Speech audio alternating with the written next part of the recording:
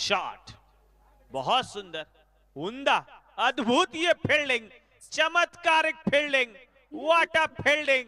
100 में 100 एफर्ट, एक बार नहीं दो दो बार बायां हाथ दायां हाथ से 5 रन सेव किया है। जो अल्फा स्क्वाड किए थे पहला सत्र में, दूसरा सत्र में पीडी बॉयज करके दिखाया है। ये दातन का आईपीएल चल रहा है, 7वां साल, हर किसी को मदहोश किया है, हर किसी के दिल में राज किया है। अच्छा से देख सकते हैं, बाहर से पहले अंदर की तरफ ढकेला और उसके बाद सेकेंड टाइम फिर हवा में शरीर को रख करके बाहर गेंद थी उसे अंदर ढकेला।